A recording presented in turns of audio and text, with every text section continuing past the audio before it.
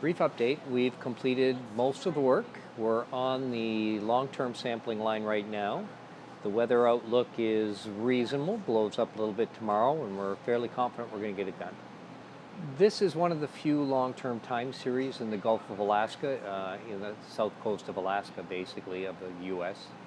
domain, and it therefore is valuable because there aren't any other good time series, and this is an area we suspect it may be vulnerable to long-term change. It's been shown in the past there's been some big changes in the ecosystem.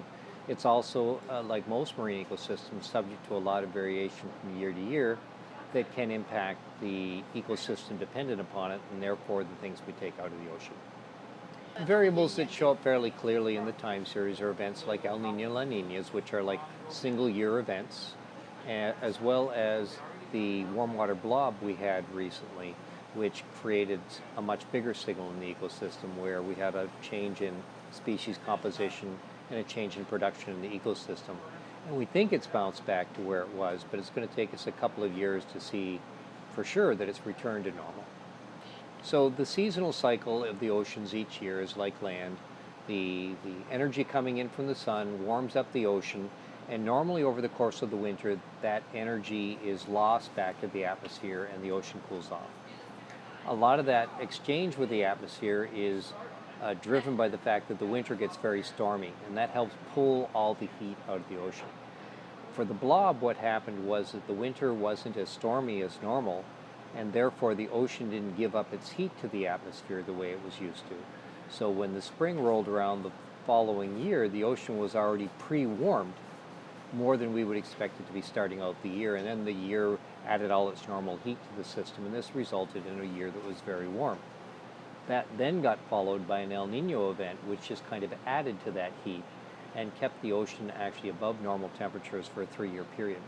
But the combination of the blob with an El Nino is kind of what pushed it over the edge, and with some of the models and some of the observations that suggest there's been a progressive warming of the ecosystem at the same time. So this project is now in its 21st year. It started under a big project by National Science Foundation that was trying to understand the dynamics of this ecosystem, how it worked, and particularly establish if there was a link between the variability in lower trophic levels and the variability seen in salmon returns. It's now part of the long-term ecological research network that NSF funds, so provided that we continue to do good science and we don't have logistical issues, it will be renewed for funding for the foreseeable future. Several of the other funding agencies that are contributing to this, North Pacific Research Board and the Exxon Valdez Oil Spill Trustee Council, are funding us also in 5-year blocks. And one is just renewed, it's 5 years, and the other 5 years is up for renewal. So we're certainly looking at something like a 5-year timeline kind of in the bag, and more likely decades.